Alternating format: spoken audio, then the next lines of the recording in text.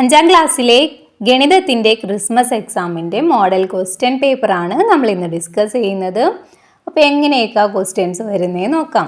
പ്രവർത്തനം 1. ചുവടെ കൊടുത്തിരിക്കുന്ന അളവുകളുമായി ബന്ധപ്പെട്ട ചോദ്യങ്ങൾക്ക് ഉത്തരം എഴുതുക.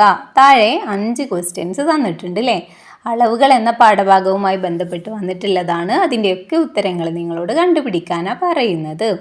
ഓക്കെ, അപ്പോൾ ഫസ്റ്റ് ക്വസ്റ്റ്യൻ, ഒരു സെൻറ്റിമീറ്ററിനെ 10 സമഭാഗങ്ങളാക്കിയാൽ ഒരു ഭാഗത്തിൻ്റെ നീളം എന്ത്? എന്താ ചോദിച്ചിട്ടുള്ളത്? ഒരു സെൻറ്റിമീറ്റർ അല്ലേ, അതിനെ 10 സമമായിട്ടുള്ള ഭാഗങ്ങളാക്കി മാറ്റിയാൽ അതിൽ ഒരു ഭാഗത്തിൻ്റെ നീളം എന്താണെന്നാണ് ചോദിച്ചിട്ടുള്ളത്. ഇത് നമ്മൾ ടെക്സ്റ്റ് ബുക്കിൽ പഠിച്ചിട്ടുള്ള കാര്യമാണ് അല്ലേ. നമ്മൾ സ്കെയിൽ എടുത്തിട്ട് ഒരു പെൻസിൽ അളന്ന് നോക്കുന്ന ഒരു പ്രവർത്തനമൊക്കെ ചെയ്തിട്ടുണ്ടായിരുന്നു അല്ലേ. അവിടെ നമ്മൾ എന്താ പറഞ്ഞിട്ടുണ്ട്, ഒരു സെൻറ്റിമീറ്റർ എന്ന് പറയുന്നത് 10 മില്ലിമീറ്റർ ആണെന്ന്. അപ്പോൾ ഇവിടെ ചോദിച്ചിട്ടുള്ളത് എന്താ, ഒരു സെൻറ്റിമീറ്ററിനെ 10 സമമായിട്ടുള്ള ഭാഗമാക്കി മാറ്റിയാൽ അതിൻ്റെ ഒരു ഭാഗം എത്ര എന്നാണ് ചോദിച്ചിട്ടുള്ളത് അല്ലേ. അപ്പോൾ എന്താണ്, ആ 10 മില്ലിമീറ്ററിൻ്റെ ഒരു ഭാഗം എന്ന് പറയുമ്പോൾ 1 മില്ലിമീറ്റർ ആണ് ഉത്തരം വരുന്നത്. മനസ്സിലായല്ലോ.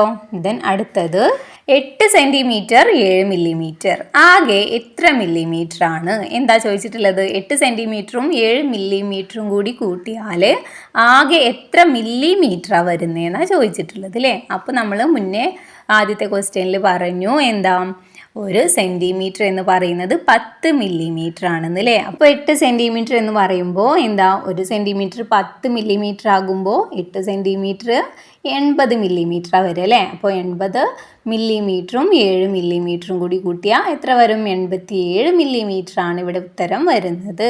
ഇനി അടുത്തത് സി, 4 മില്ലിമീറ്ററിൻ്റെ ദശാംശ രൂപം എന്ത്? നമ്മൾ ടെക്സ്റ്റിൽ പഠിച്ചിട്ടുണ്ടായിരുന്നു അല്ലേ, മില്ലിമീറ്ററിനെ എങ്ങനെയാണ് ദശാംശ രൂപത്തിൽ ഇങ്ങനെ പോയിൻ്റ് ഇട്ട് എഴുതുക എന്നൊക്കെ അല്ലേ. അപ്പോൾ 4 മില്ലിമീറ്ററിനെ എഴുതുമ്പോൾ നമുക്ക് എന്ത് എഴുതാം? ആദ്യം 0 കൊടുക്കുക അല്ലേ. പോയിൻറ്റിൻ്റെ മുന്നേ ആയിട്ട് 0 കൊടുക്കുക. 0.4 സെൻറ്റിമീറ്റർ ആണ് നമ്മൾ ഈ 4 മില്ലിമീറ്ററിനെ ദശാംശ രൂപത്തിൽ എഴുതുമ്പോൾ നമുക്ക് കിട്ടുന്നത് അല്ലേ. ഇവിടെ 4 മില്ലിമീറ്റർ ആകുമ്പോൾ നമ്മൾ 0.4 എഴുതി. ഇനി അതുപോലെ 5 മില്ലിലിറ്റർ ആണെങ്കിൽ എന്ത് എഴുതും? ആദ്യം 0 ഇട്ടിട്ട് 0.5 എന്ന് എഴുതും അല്ലേ. then അതുപോലെ വേറെ എന്തെങ്കിലും സംഖ്യകൾ മുന്നിൽ വരുന്നുണ്ടെങ്കിൽ എന്ന് വെച്ചാൽ എന്താ, 1 സെൻറ്റിമീറ്ററും 4 മില്ലിമീറ്ററും എന്നൊക്കെയാണ് തരുന്നതെങ്കിൽ എങ്ങനെ എഴുതാം? ആ 0 എന്നുള്ളിടത്ത് 1 കൊടുക്കുക അല്ലേ. 1 സെൻറ്റിമീറ്റർ ദെൻ എത്രയാ, 4 മില്ലിമീറ്റർ. അപ്പോൾ എങ്ങനെയാണ് വരിക? 1.4 ആണ് വരിക. ഇനി അടുത്തത് ഡി, 1 മീറ്ററിൻ്റെ 1/100 ഭാഗം എത്ര എന്ന് വെച്ചാൽ എന്താ, 1 മീറ്ററിൻ്റെ 100ൽ 1 ഭാഗം എത്രയെന്നാണ് ചോദിച്ചിട്ടുള്ളത്. നമുക്കറിയാം, നമ്മൾ പഠിച്ചതാണ് 1 മീറ്റർ എന്ന് പറയുമ്പോൾ എന്താണ്, 100 സെൻറ്റിമീറ്റർ ആണെന്ന് അല്ലേ. അപ്പോൾ ആ 100ൻ്റെ 1 ഭാഗം എന്ന് പറയുമ്പോൾ എത്ര ഈസിയാണ്, 1 സെൻറ്റിമീറ്റർ ആണ് ഉത്തരം വരിക അല്ലേ. 100 സെൻറ്റിമീറ്ററിൻ്റെ 1 ഭാഗം എന്ന് പറയുമ്പോൾ എത്രയാ, 1 തന്നെ അല്ലേ. അപ്പോൾ അതാണ് ഉത്തരം വരുന്നത്. ഇനി അടുത്തത് 2/13/100 മീറ്റർ. ഇതിനെ സെൻറ്റിമീറ്റർ ആക്കി എഴുതാനാണ് പറഞ്ഞിട്ടുള്ളത് അല്ലേ. അപ്പോൾ നമുക്കറിയാം ഇവിടെ 13/100 എന്ന് തന്നിട്ടുള്ളത് എന്താണ്, 13 സെൻറ്റിമീറ്ററിനെ മീറ്ററിലാക്കി എഴുതിയിട്ടുള്ളതാണ് അല്ലേ. അപ്പോൾ ഇവിടെ എത്രയാണ് നമുക്ക് ആൻസർ കിട്ടുക? ഈസിയാണ്. 13/100 എന്ന് പറയുന്നത് 13 ആണ്. അപ്പോൾ എത്രയാ, 213 ആണ് ഇവിടെ ഉത്തരം വരുന്നത്. 213 സെൻറ്റിമീറ്റർ. ഈ പ്രവർത്തനം 2, ചിത്രത്തിൽ ഷെയ്ഡ് ചെയ്തിരിക്കുന്ന ഭാഗങ്ങളെ സൂചിപ്പിക്കുന്ന ഭിന്നസംഖ്യകൾ ചുവടെ നൽകിയിരിക്കുന്നു. ഭിന്നരൂപങ്ങൾ സൂചിപ്പിക്കുന്ന ചിത്രത്തിൻ്റെ പേര് കണ്ടെത്തി എഴുതുക. ഇനി നമ്മളിവിടെ കണ്ടു ഒരുപാട് ഷേപ്പുകൾ ഇവിടെ തന്നിട്ടുണ്ട് അല്ലേ. അത് കളർ ചെയ്തിട്ടൊക്കെ ഉണ്ട്. ഇനി ഇതിൽ നിന്ന് നിങ്ങൾ എന്ത് ചെയ്യാം, ഇവിടെ താഴെ ഒരു ബോക്സ് കണ്ടില്ലേ, അതിലെന്താ, ഭിന്നരൂപം ചിത്രത്തിൻ്റെ പേര് എന്ന് 2 കോളാണ് തന്നിട്ടുള്ളത് അല്ലേ. അതിൽ ഓരോന്നിൻ്റെയും ഭിന്നരൂപങ്ങൾ കൊടുത്തിട്ടുണ്ട്. ഈ മുകളിൽ ഷെയ്ഡ് ചെയ്തിട്ടുള്ള ഓരോ ചിത്രങ്ങളുണ്ടല്ലോ, അതിൻ്റെ എല്ലാത്തിൻ്റെയും ഭിന്നരൂപങ്ങളാണ് അതിൽ തന്നിട്ടുള്ളത്. അത് ഏത് ചിത്രത്തിൻ്റെയാണെന്ന് കറക്റ്റായിട്ട് നിങ്ങൾ ആ ബോക്സിൽ ഫില്ല് ചെയ്ത് കൊടുക്കുക. ഫസ്റ്റ് തന്നിരിക്കുന്ന ഭിന്നരൂപം 5/8 ആണ് അല്ലേ. 5/8 എന്ന് വെച്ചാൽ എന്താ, 8 ഭാഗങ്ങളാക്കിയതിൽ 5 ഭാഗത്തിന് ഷെയ്ഡ് ചെയ്തിട്ടുണ്ടാവും. ഓക്കെ, മനസ്സിലായല്ലോ. അപ്പോൾ അങ്ങനെ വരുന്ന പിക്ചർ ഏതാ ഇതിൽ? യെസ്, ബി ആണ് അല്ലേ. ബി ആണ് 8 ഭാഗങ്ങളാക്കിയതിൽ 5 എണ്ണത്തിന് ഷെയ്ഡ് ചെയ്തിട്ടുള്ളത്. ഓക്കെ, അങ്ങനെയാണ് നമ്മൾ ഭിന്നരൂപങ്ങൾ നോക്കി ചിത്രം മനസ്സിലാക്കുന്നത്. നിങ്ങൾക്കറിയാലോ. ഇനി അടുത്ത ഭിന്നരൂപം ഏതാ? 1/2 അല്ലേ. 1/2 എന്ന് വെച്ചാൽ എന്താ? 2 ഭാഗങ്ങളാക്കിയതിൽ ഒരു സൈഡ് മാത്രം ഷെയ്ഡ് ചെയ്തിട്ടുണ്ടാവും. അപ്പോൾ അങ്ങനെ വരുന്നത് ഏതാ? സി ആണ് വരുന്നത് അല്ലേ. ഇനി അടുത്തത് 1/3 ആണ്. 1/3 എന്ന് വെച്ചാൽ 3 ഭാഗങ്ങളിൽ ഒരു ഭാഗത്തിന് ഷെയ്ഡ് ചെയ്തിട്ടുണ്ടാക്കും. അപ്പോൾ അതേതാ വരുന്നത്? ചിത്രം എ ആണ്. ഇനി നെക്സ്റ്റ് വരുന്നത് 3/4 ആണ്. അതെന്താണ്? 4 ഭാഗങ്ങളാക്കിയതിൽ 3 ഭാഗങ്ങൾ ഷെയ്ഡ് ചെയ്തിട്ടുണ്ടാകും. അപ്പോൾ അതേതാ വരുന്നത്? ചിത്രം ഡി ആണ് അല്ലേ. അപ്പോൾ അതൊക്കെ നിങ്ങൾ ഈ താഴെ ഈ ബോക്സിൽ ഫില്ല് ചെയ്ത് കൊടുക്കുക. ഇനി അടുത്ത ക്വസ്റ്റ്യൻ, ഒരു സമചതുരം വരച്ച് അതിൻ്റെ 1/8 ഭാഗം ഷെയ്ഡ് ചെയ്യുക. എന്താ പറഞ്ഞിട്ടുള്ളത്? ഒരു സമചതുരം വരയ്ക്കാം. എന്നിട്ട് അതിനെ നമ്മൾ ഈ മുകളിൽ കണ്ട ചിത്രങ്ങളിൽ നമ്മൾ ഭിന്നരൂപം വെച്ചെങ്ങനെ കളർ ചെയ്യാമെന്ന് പഠിച്ചിട്ടുണ്ടല്ലോ. അപ്പോൾ 1/8 എന്ന് പറയുമ്പോൾ ഒരു സമചതുരം വരയ്ക്കുക, അതിനെ 8 ഭാഗങ്ങളാക്കുക, അതിൽ ഒരു ഭാഗത്തിന് മാത്രം നിങ്ങൾ ഷെയ്ഡ് ചെയ്യുക. ഇവിടെ ഒരു മോഡൽ കൊടുത്തിട്ടുണ്ട് അല്ലേ. നിങ്ങൾക്ക് ഇതുപോലെ വരയ്ക്കാം. ഇനി പ്രവർത്തനം 3, ചുവടെ കൊടുത്തിരിക്കുന്ന അളവുകളുടെ ഭിന്നസംഖ്യാ രൂപങ്ങൾ എഴുതുക. താഴെ ഒരുപാട് അളവുകൾ തന്നിട്ടുണ്ട്. അതിനെയൊക്കെ ഭിന്നസംഖ്യാ രൂപത്തിൽ എഴുതാനാണ് പറഞ്ഞിട്ടുള്ളത് അല്ലേ. ഫസ്റ്റ് വന്നിട്ടുള്ളത് 1.5 ലിറ്റർ പാൽ എന്നാണ്. ഇതിൽ 1.5 ലിറ്റർ എന്ന ആ ഒരു അളവിനെ നമ്മൾ എങ്ങനെ ഭിന്നസംഖ്യയിൽ എഴുതാം? ഫസ്റ്റ് 1 എഴുതാം. ദെൻ അര എഴുതുമ്പോൾ എന്താ? 1/2 അല്ലേ. 2ൽ 1 എന്ന് പറയുമ്പോഴാണ് അരയാകുന്നത്. ഇനി അടുത്തത് 2.25 മീറ്റർ തുണി. ഇവിടെ എന്താ? 2.25 എന്നാണ് പറഞ്ഞിട്ടുള്ളത് അല്ലേ. അപ്പം നമ്മൾ 2 എഴുതുക, എന്നിട്ട് 1/4 എന്ന് എഴുതുമ്പോൾ എങ്ങനെയാ? 4ൽ ഒരു ഭാഗത്തെയാണ് നമ്മൾ 1/4 എന്ന് പറയുക. അപ്പോൾ 2 1/4 എന്നാണ് എഴുതുന്നത്. ഇനി സി, ഒരു വട്ടവും മറ്റൊരു വട്ടത്തിൻ്റെ 3ആയി ഭാഗിച്ചതിൽ 2 ഭാഗവും എന്നാണ് തന്നിട്ടുള്ളത് അല്ലേ. അതിനെങ്ങനെ എഴുതാം? ആദ്യം നിങ്ങൾ ഈ തന്നിരിക്കുന്ന ക്വസ്റ്റ്യൻ നല്ല രീതിയിൽ വായിക്കുക. ഇവിടെ എന്തൊക്കെയാണ് തന്നിട്ടുള്ളത്? ഫസ്റ്റ് ഒരു വട്ടവും എന്ന് പറഞ്ഞിട്ടുണ്ട് അല്ലേ. ഒരു വട്ടം എന്ന് പറയുമ്പോൾ നമ്മൾ 1 എന്ന് കൊടുക്കുക. ദെൻ മറ്റൊരു വട്ടത്തിൻ്റെ 3ആയി ഭാഗിച്ചതിൽ 2 ഭാഗം എന്നാണ് പറയുന്നത്. അപ്പോൾ 3ആയി ഭാഗിച്ചു എന്ന് പറയുമ്പോൾ 3 എവിടെ എഴുതുക? താഴെ എഴുതൂ അല്ലേ. 3ആയി ഭാഗിച്ചിട്ടുണ്ട്. ദെൻ അതിൽ 2 ഭാഗമാണ് അല്ലേ. അപ്പോൾ 3ൽ 2 ഭാഗം എന്ന് എഴുതുമ്പോൾ 3നെ താഴെ കൊടുക്കുക. ദെൻ മുകളിൽ 2 എഴുതുക അല്ലേ. അപ്പോൾ 3ൽ 2. ഇനി അടുത്തത് ഒരു വട്ടത്തെ 8ആയി ഭാഗിച്ചതിൽ പകുതിക്ക് തുല്യമായ ഭിന്നസംഖ്യ എത്ര എന്നാണ് ചോദിച്ചിട്ടുള്ളത്. അപ്പോൾ ഇങ്ങനെയൊക്കെ വരുമ്പോൾ നിങ്ങൾ എന്ത് ചെയ്യുക? ജസ്റ്റ് ഒന്ന് പെൻസിലെടുത്ത് ഒന്ന് വരച്ച് നോക്കുക. അപ്പോൾ ഒരു വട്ടത്തെ 8ആയി ഭാഗിച്ച് നോക്കുക. ദെൻ അതിൻ്റെ പകുതി 8ആയി ഭാഗിച്ചാൽ ആ വട്ടത്തിൻ്റെ പകുതി എന്ന് പറയുമ്പോൾ എത്രയാണ്? അതിൻ്റെ 4 ഭാഗമാണ് അതിൻ്റെ പകുതി എന്ന് പറയുന്നത് അല്ലേ. 8ആയി ഭാഗിച്ചതിൻ്റെ 4 ഭാഗം കൂടിയതാണ് ആ വട്ടത്തിൻ്റെ പകുതി അല്ലേ. അപ്പോൾ നമ്മൾ എങ്ങനെയാണ് എഴുതുന്നത്? 8ൽ 4. അടുത്തത് 1/3 മീറ്റർ നീളമുള്ള എത്ര കമ്പുകൾ ചേർത്ത് വെച്ചാൽ 1 മീറ്റർ ആകും? എത്ര ആൻസർ വരുന്നത്? 3 ആണ് ആൻസർ വരുന്നത് അല്ലേ. 3 1/3 ചേരുമ്പോഴാണ് നമുക്ക് 1 മീറ്റർ കിട്ടുന്നത്. ഓക്കെ. ഈ പ്രവർത്തനം 4, ഒരു ക്ലോക്കിൻ്റെ ചിത്രം തന്നിരിക്കുന്നു. കണ്ടല്ലോ. ഈ ക്ലോക്കിൽ ഏതെല്ലാം സൂചികൾ ഉണ്ടെന്നാണ് ചോദിച്ചിട്ടുള്ളത് അല്ലേ. ക്ലോക്കിലെ സൂചികൾ നമ്മൾ പഠിച്ചിട്ടുണ്ട്. 3 സൂചികളാണുള്ളത്. ഏതൊക്കെയാ? സെക്കൻഡ് സൂചിയുണ്ട്, മിനിറ്റ് സൂചിയുണ്ട്, മണിക്കൂർ സൂചിയുണ്ട് അല്ലേ. ഇനി ബി ക്വസ്റ്റ്യൻ, ഏറ്റവും വേഗത്തിൽ കറങ്ങുന്ന സൂചി ഏതാണ്? ഏതാണ് ഏറ്റവും വേഗത്തിൽ കറങ്ങുന്നത്? സെക്കൻഡ് സൂചിയാണ് അല്ലേ. ഇനി അടുത്തത് മിനിറ്റ് സൂചി ഒരു പ്രാവശ്യം കറങ്ങാൻ എത്ര സമയമെടുക്കും എന്നാണ് ചോദിക്കുന്നത്. അപ്പോൾ എന്താ? മിനിറ്റ് സൂചി എത്ര സമയം എടുത്തിട്ടാണ് ഒരു പ്രാവശ്യം കറങ്ങുന്നത്? യെസ്, ഒരു പ്രാവശ്യം കറങ്ങുമ്പോഴേക്കും 1 മണിക്കൂർ എടുക്കുന്നുണ്ട്. ദെൻ അടുത്തത് ചിത്രത്തിലെ ക്ലോക്കിലെ സമയം എത്ര എന്നാണ് ചോദിച്ചിട്ടുള്ളത്. അപ്പോൾ എത്രയാണ് വരുന്നത്? യെസ്, 7:15 സമയം വരുന്നത്. ഇനി അടുത്തത് ഒരു ക്ലോക്കിൻ്റെ ചിത്രം വരച്ച് 8:30 മണി സമയം അടയാളപ്പെടുത്തുക. എന്താണ്? നിങ്ങളോട് ഒരു ക്ലോക്ക് വരയ്ക്കാൻ പറഞ്ഞിട്ടുണ്ട്. അതിൽ 8:30 സമയം 8:30 ആയ രീതിയിൽ വേണം നിങ്ങൾ അടയാളപ്പെടുത്താനായിട്ട്. ഓക്കെ. അപ്പോൾ ഇവിടെ ഒരു ചിത്രം തന്നിട്ടുണ്ട് അല്ലേ. ഇതുപോലെ വേണം വരയ്ക്കാൻ. ഇനി അടുത്തത് പ്രവർത്തനം 5, വട്ടത്തെ 8 സമഭാഗങ്ങളാക്കിയതിൽ ചില ഭാഗങ്ങൾക്ക് നിറം കൊടുത്തിരിക്കുന്ന ചിത്രങ്ങളാണ് മുകളിൽ തന്നിരിക്കുന്നത് അല്ലേ. എന്താണ്? 3 റൗണ്ടുകൾ തന്നിട്ടുണ്ട്. അതിനെ 8 സമഭാഗങ്ങളാക്കിയിട്ട് ചില ഭാഗങ്ങൾ ഷെയ്ഡ് ചെയ്തിട്ടുണ്ട്. അതാണ് ഇവിടെ തന്നിട്ടുള്ളത്. ഇനി ഓരോ ചിത്രത്തിനും അനുയോജ്യമായ 2 ഭിന്നസംഖ്യ രൂപങ്ങൾ എഴുതാനാണ് പറഞ്ഞിട്ടുള്ളത് അല്ലേ. ഈ ഓരോ ഷെയ്ഡ് ചെയ്തിട്ടുള്ള ഭാഗങ്ങൾക്കും അനുയോജ്യമായിട്ടുള്ള ഭിന്നരൂപങ്ങൾ 2 എണ്ണം വീതം എഴുതണം അല്ലേ. പക്ഷേ ഏതെങ്കിലും എഴുതിയാൽ പോരാ, ഈ ഓരോ ചിത്രത്തിനും മാച്ചായിട്ട് വരുന്ന ഭിന്നരൂപങ്ങൾ വേണം നിങ്ങൾ എഴുതാൻ. ഇത് നിങ്ങൾ ടെക്സ്റ്റ് ബുക്കിൽ ചെയ്തിട്ടുള്ള അതേ ആക്ടിവിറ്റി തന്നെയാണ്. ഓക്കെ, അപ്പോൾ എങ്ങനെയൊക്കെ എഴുതാം? ഫസ്റ്റ് പിക്ചറിൽ നമ്മൾ 8 ഭാഗങ്ങളാക്കിയതിൽ 2 ഭാഗമാണ് ഷെയ്ഡ് ചെയ്തിട്ടുള്ളത്. അപ്പോൾ നമുക്ക് 8ൽ 2 എന്ന് എഴുതാം. അതുപോലെ തന്നെ അതിനെ നമുക്ക് എങ്ങനെ എഴുതാം? 4ൽ 1 എന്നും എഴുതാം അല്ലേ. 4 ഭാഗമാക്കിയതിൽ അതിൽ 1 ഭാഗം ഷെയ്ഡ് ചെയ്തിരിക്കുന്നു. ഓക്കെ, രണ്ടും സെയിം ആണ് വരുന്നത്. ഓക്കെ, ഇനി അടുത്തത് രണ്ടാമത്തെ പിക്ചറിന് 8ൽ 4 വരുന്നത് അല്ലേ. 8 ഭാഗമാക്കിയതിൽ 4 ഭാഗം ഷെയ്ഡ് ചെയ്തിരിക്കുന്നു. ഇനി അതിനെ വേറെ ഭിന്ന രൂപത്തിൽ എഴുതാണെങ്കിൽ എങ്ങനെ എഴുതാം? 2ൽ 1 ഭാഗം എന്ന് പറയാം അല്ലേ. ആ റൗണ്ടിൻ്റെ 2 ഭാഗമാക്കിയതിൽ ഒരു സൈഡ് മൊത്തം ഷെയ്ഡ് ചെയ്തിട്ടുണ്ട് അല്ലേ. അപ്പോൾ അങ്ങനെയും നമുക്കതിനെ പറയാം. ഇനി നെക്സ്റ്റ് വരുന്നത് 8ൽ 6 ഭാഗമാണ് അല്ലേ. 6 ഭാഗം ഷെയ്ഡ് ചെയ്തിട്ടുണ്ട്. ഇനി അതിനെ തന്നെ എങ്ങനെ പറയാം? 4ൽ 3 ഭാഗം എന്ന് നമുക്ക് പറയാനായിട്ട് പറ്റും. ഇതൊക്കെ എന്താണ്? സമമാണ് അല്ലേ.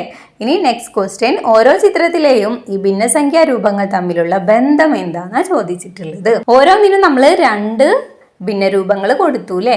അപ്പോൾ ഇവിടെ കൊടുത്തിട്ടുള്ള 2 ഭിന്നരൂപങ്ങളും എന്താണ്? തുല്യമാണ്. അതാണ് അവ തമ്മിലുള്ള ഒരു ബന്ധം എന്ന് പറയുന്നത് അല്ലേ. 8ൽ 2 എന്ന് പറഞ്ഞാലും 4ൽ 1 എന്ന് പറഞ്ഞാലും എന്താണ്? തുല്യമായിട്ടുള്ള ഭിന്നരൂപങ്ങളാണ് വരുന്നത്. ഈ പ്രവർത്തനം 6, അളവുകളുമായി ബന്ധപ്പെട്ട് ചുവടെ നൽകിയിരിക്കുന്ന പട്ടിക പൂർത്തിയാക്കുക. ഓക്കെ, അപ്പോൾ എന്താ തന്നിട്ടുള്ളത്?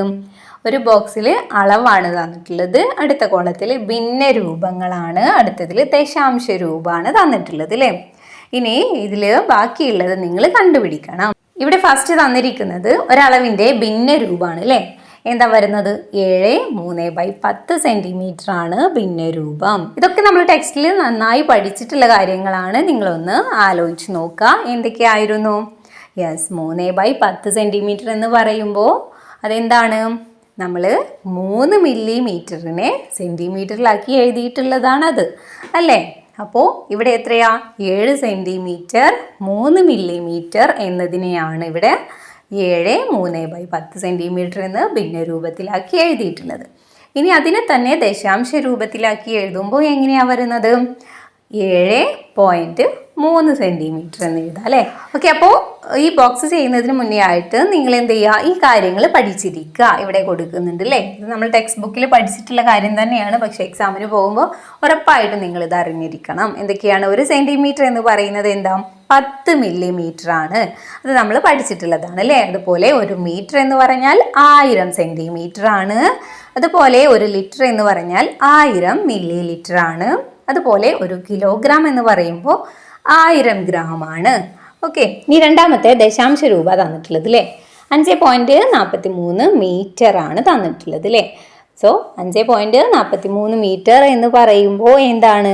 5 മീറ്ററും 43 സെൻറ്റിമീറ്ററും ആണെന്ന് നമുക്കറിയാം അല്ലേ. അപ്പോൾ അതാണ് അളവായിട്ട് എഴുതേണ്ടത്. ഇനി ഇതിനെ ഭിന്ന രൂപത്തിൽ എഴുതുമ്പോൾ എങ്ങനെയാണ് വരുന്നത്? ആദ്യം നമ്മൾ 5 എഴുതുക. എന്നിട്ടോ 43 സെൻറ്റിമീറ്ററിനെ നമ്മൾ മീറ്ററിലായിട്ട് എഴുതുമ്പോൾ എന്തെഴുതും? നമ്മൾ പറഞ്ഞു 1 മീറ്റർ എന്ന് വെച്ചാൽ 100 സെൻറ്റിമീറ്റർ ആണല്ലേ. അപ്പോൾ 43/100 എന്ന് എഴുതാം.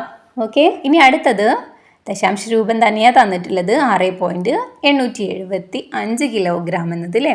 അപ്പോൾ കിലോഗ്രാം ഒക്കെ നമ്മൾ പഠിച്ചതാണ്. 1 കിലോഗ്രാം എന്ന് പറഞ്ഞാൽ 1000 ഗ്രാം ആണെന്നും നമുക്കറിയാം. ഇവിടെ 6 കിലോഗ്രാം 875 ഗ്രാം എന്നതിനെയാണ് ഇവിടെ ദശാംശ രൂപത്തിൽ 6.875 കിലോഗ്രാം എന്ന് നമ്മൾ എഴുതിയിട്ടുള്ളത് അല്ലേ. ഇനി അതിനെ ഭിന്ന രൂപത്തിൽ എഴുതുമ്പോൾ എങ്ങനെയാണ് വരുന്നത്? 6.875/1000 കിലോഗ്രാം. ഓക്കെ, ഇനി ഭിന്ന രൂപത്തിൽ എഴുതുമ്പോൾ എങ്ങനെയാണ്? ഗ്രാമിനെ നമ്മൾ കിലോഗ്രാമിലേക്ക് എഴുതുമ്പോൾ എന്താ? 875/1000 എന്ന് എഴുതൂ അല്ലേ. ഓക്കെ, ഇതൊക്കെ നമ്മൾ പഠിച്ചിട്ടുള്ളതാണ്. ഇനി നെക്സ്റ്റ് അളവാണ് തന്നിട്ടുള്ളത് അല്ലേ. എത്രയാ? 5672 മില്ലി ലിറ്റർ എന്നാണ് തന്നിട്ടുള്ളത് അല്ലേ. ഇനി അതിനെ ഭിന്ന രൂപത്തിലേക്ക് ആക്കുമ്പോൾ നമ്മൾ ആ മില്ലി ലിറ്ററിനെ എന്താ? ലിറ്ററിലേക്കാക്കി എഴുതണം. ഓക്കെ, അപ്പോൾ 5/672/1000 ലിറ്റർ എന്നാണ് എഴുതേണ്ടത് അല്ലേ. ഇനി അതിനെ ദശാംശ രൂപത്തിൽ എഴുതുമ്പോഴോ സിമ്പിളാണ്. 5.672 ലിറ്റർ. ഓക്കെ. ഇനി അടുത്തത് 10 കിലോഗ്രാം 125 ഗ്രാം എന്ന അളവ് തന്നിട്ടുള്ളത് അല്ലേ. ഇനി ഇതിനെ എങ്ങനെയാണ് ഭിന്നരൂപത്തിൽ എഴുതുന്നത്? 10 125/1000 കിലോഗ്രാം അല്ലേ. 125 ഗ്രാമിനെ നമ്മൾ കിലോഗ്രാമിലേക്ക് ആക്കി എഴുതുമ്പോൾ ഇങ്ങനെ എന്താ 125/1000 എന്നാണ് എഴുതുന്നത്. ദശാംശ രൂപത്തിൽ എഴുതുമ്പോൾ 10.125 കിലോഗ്രാം എന്നാണ് നമ്മൾ എഴുതുന്നത് അല്ലേ. ഓക്കെ, അപ്പോൾ ഇതൊക്കെ നമ്മൾ ടെക്സ്റ്റ് ബുക്കിൽ ഡീറ്റെയിൽ ആയിട്ട് പഠിച്ചിട്ടുള്ള കാര്യങ്ങളാണ്. ഇതൊക്കെ നിങ്ങളൊന്ന് കവർ ചെയ്തിട്ട് വേണം എക്സാമിന് പോകാനായിട്ട്. ഇനി അടുത്തത് പ്രവർത്തനം 7. ഡിസംബർ 4-ന് മംഗലാപുരത്ത് നിന്ന് 18:50 പുറപ്പെടേണ്ട ഒരു ട്രെയിൻ 20 മിനിറ്റ് വൈകിയാണ് പുറപ്പെട്ടത് എങ്കിൽ ട്രെയിൻ പുറപ്പെട്ട സമയം ഏത് എന്നാണ് ചോദിച്ചിട്ടുള്ളത് അല്ലേ. ഇവിടെ എന്താ 18:50 പുറപ്പെടേണ്ട ട്രെയിന് 20 മിനിറ്റ് ലേറ്റ് ആയിട്ടാണ് പുറപ്പെട്ടതെന്ന് പറയുന്നത് അല്ലേ. അപ്പോൾ 18:50 കൂടെ നമ്മൾ എന്ത് ചെയ്യാം, 20 മിനിറ്റും കൂടി കൂട്ടുക. അപ്പോൾ എത്രയാണ് നമുക്ക് ഉത്തരം കിട്ടുന്നത്? 19:10 കിട്ടുന്നത് അല്ലേ. അപ്പോൾ നമുക്ക് ട്രെയിൻ പുറപ്പെട്ട സമയം 19:10 കിട്ടിയിട്ടുണ്ട് അല്ലേ. ഇനി അടുത്തത് ട്രെയിൻ പുറപ്പെട്ട സമയത്തെ AM അല്ലെങ്കിൽ PM ഉപയോഗിച്ച് എഴുതാനാണ് പറഞ്ഞിട്ടുള്ളത്. അപ്പോൾ AM-ഉം PM-ഉം ഉപയോഗിച്ച് എങ്ങനെ എഴുതാമെന്ന് നമുക്കറിയാം അല്ലേ. അപ്പോൾ നിങ്ങൾക്ക് ഇവിടെ തന്നിരിക്കുന്ന പോലെ 19:10 നിന്ന് 12 മണിക്കൂർ കുറച്ചാൽ മതി അല്ലേ. 12 മണിക്കൂർ കുറച്ചാൽ നമുക്ക് 7:10 PM കിട്ടാം. ഇങ്ങനെ അല്ലെങ്കിൽ എങ്ങനെയാണ് ചെയ്യുന്നത്? നമുക്കറിയാം 19:10 എത്രയാണെന്ന് നമ്മൾ കണ്ടുപിടിക്കാനുള്ളത് അല്ലേ. അപ്പോൾ 12 മണി കഴിഞ്ഞാൽ ബാക്കി വരുന്ന ഇതുപോലെ 19 വരുന്നതൊക്കെ എന്താണ് PM ആണെന്ന് നമുക്ക് ഓൾറെഡി അറിയാവുന്നതാണ്. ദെൻ ഇനി എന്ത് ചെയ്യാം, 12 കഴിഞ്ഞാൽ അടുത്തത് 13 വരുന്നത് എത്രയാണ്? 1 മണിയാണ് അല്ലേ. 1 PM ആണ്. 14 വരുന്നത് 2 PM ആണ്. 15 വരുന്നത് 3 PM ആണ്. 16 വരുന്നത് 4 PM ആണ്. 17 വരുമ്പോൾ 5 PM ആണ്. 18 വരുമ്പോൾ 6 PM ആണ്. 19 വരുമ്പോൾ 7 PM ആണ്. അപ്പോൾ 19:10 എന്ന് പറയുന്നത് 7:10 PM ആണ്. ഇങ്ങനെയാണെങ്കിൽ ഇങ്ങനെയും കണ്ടുപിടിക്കാം കേട്ടോ. ഇനി അടുത്ത ക്വസ്റ്റ്യൻ. ഈ ട്രെയിൻ തിരുവനന്തപുരത്ത് എത്തിച്ചേർന്നത് പിറ്റേ ദിവസം 11:30 എങ്കിൽ യാത്രക്കെടുത്ത ആകെ സമയം എത്ര എന്നാണ് ചോദിച്ചിട്ടുള്ളത്. ഇങ്ങനെ സമയം കണ്ടുപിടിക്കുന്നത് നമ്മൾ ടെക്സ്റ്റിൽ ഒരുപാട് ചെയ്തിട്ടുള്ള ആക്ടിവിറ്റിയാണ് അല്ലേ. ഇങ്ങനെ ഒരു ക്വസ്റ്റ്യൻ ഉറപ്പായിട്ടും എക്സാമിന് വരും. അപ്പോൾ ഇവിടെ എങ്ങനെയാണ് കണ്ടുപിടിക്കുന്നത് നോക്കാം. ആദ്യം നമ്മൾ പുറപ്പെട്ട സമയം എഴുതുക അല്ലേ. പുറപ്പെട്ട സമയം 19:10, പക്ഷേ അതിന് നമ്മൾ AM PM-ലേക്ക് കൺവേർട്ട് ചെയ്തിട്ടുണ്ടായിരുന്നു അല്ലേ. അപ്പോൾ എത്രയാണ് കിട്ടിയത്? 7:10 PM എന്നാണ് കിട്ടിയിട്ടുള്ളത്. ദെൻ അതുപോലെ എത്തിയ സമയം എത്രയെന്നും കൂടി എഴുതുക. എത്തിയ സമയം എപ്പോഴാണ്? പുറപ്പെട്ടത് 7:10 PM-ന്, എത്തിയ സമയം 11:30 AM-ന് അല്ലേ. ദെൻ ഇനി യാത്രക്കെടുത്ത ആകെ സമയമാണ് നമ്മൾ കണ്ടുപിടിക്കേണ്ടത്. അപ്പോൾ നിങ്ങൾ ഇതുപോലെ സ്റ്റെപ്പ് ആക്കിയിട്ട് വേണം ആൻസർ കണ്ടുപിടിക്കാനായിട്ട്. ഇതുപോലെ വഴികളൊക്കെ എഴുതിയിട്ട് വേണം കേട്ടോ ആൻസർ എഴുതാനായിട്ട്, എന്നാലേ നിങ്ങൾക്ക് എക്സാമിന് മാർക്ക് കിട്ടുള്ളൂ. ഇനി എന്ത് എഴുതാം? ഇനി നമ്മൾ 7:10 മുതൽ 12 AM വരെ എത്ര സമയമുണ്ടെന്ന് കണ്ടുപിടിക്കുക അല്ലേ. എത്രയുണ്ട്? 7:10 മുതൽ 12 മണി വരെ 4 മണിക്കൂറും 50 മിനിറ്റുമാണ് ഉള്ളത്. അതുപോലെ 12 AM മുതൽ 11:30 വരെ എത്രയുള്ളത്? യെസ്, അതെന്താ 11 മണിക്കൂറും 30 മിനിറ്റുമാണ് ഉള്ളത് അല്ലേ. ഇനി ഈ 2 സമയം കൂടി നിങ്ങൾ കൂട്ടുക. അപ്പോൾ നിങ്ങൾക്ക് ആ യാത്രക്കെടുത്ത ആകെ സമയം എത്രയാണെന്ന് കിട്ടും. അപ്പോൾ എങ്ങനെ എഴുതാം? ആകെ സമയം എഴുതാം. ദെൻ 4 മണിക്കൂർ 50 മിനിറ്റ് പ്ലസ് 11 മണിക്കൂർ 30 മിനിറ്റ്. ഇപ്പോൾ എത്ര കിട്ടും? 16 മണിക്കൂറും 20 മിനിറ്റുമാണ് യാത്രയ്ക്ക് ആകെ എടുത്തിട്ടുള്ള സമയം. ഇനി അടുത്ത ക്വസ്റ്റ്യൻ. ട്രെയിൻ ആഴ്ചയിൽ 1 മാത്രമാണ് സർവീസ് നടത്തുന്നത് എങ്കിൽ അടുത്ത വർഷം ഈ ട്രെയിൻ യാത്ര പുറപ്പെടുന്ന തീയതി ഏത് എന്നാണ് ചോദിച്ചിട്ടുള്ളത് അല്ലേ. അപ്പോൾ ഡിസംബർ 4-നാണ് ഈ ട്രെയിൻ യാത്ര പോയിട്ടുള്ളതെന്ന് പറഞ്ഞിട്ടുണ്ട് അല്ലേ. ഇനി ഈ ട്രെയിന് ഇനി അടുത്ത വർഷം എന്ന് പറയുമ്പോൾ എന്താ, ഡിസംബർ കഴിഞ്ഞാൽ അടുത്ത വർഷമായില്ലേ. അപ്പോൾ അടുത്ത വർഷം ഈ ട്രെയിന് യാത്ര പുറപ്പെടുന്ന തീയതി ഏതാണെന്നാണ് ചോദിക്കുന്നത്. അപ്പോൾ ഡിസംബർ 4-ന് ഫസ്റ്റ് പോയാൽ പിന്നെ ആഴ്ചയിൽ ഓരോ സർവീസാണ് നടത്തുന്നത് എന്നാണ് പറഞ്ഞത് അല്ലേ. അപ്പോൾ അടുത്ത ആഴ്ച ആ ട്രെയിന് സർവീസ് നടത്തുന്ന ദിവസം എന്നായിരിക്കും? നിങ്ങൾ കലണ്ടർ പഠിച്ചിട്ടുണ്ടല്ലോ. അപ്പോൾ അത് വെച്ച് വേണം ഇവിടെ ആൻസർ എഴുതാനായിട്ട്. അപ്പോൾ ഇവിടെ നോക്കുക, ഈ കലണ്ടറിൽ നോക്കിയേ 4-ാം തീയതി കഴിഞ്ഞാൽ പിന്നെ അടുത്ത ആഴ്ച വരുന്ന ദിവസം ഏതാ? 11-ാം തീയതിയാണ്. ദെൻ അടുത്ത ആഴ്ച 18-ാം തീയതി, അടുത്ത ആഴ്ച 25-ാം തീയതി. അപ്പോൾ ഇനി അടുത്തത് എന്താ വരുന്നത്?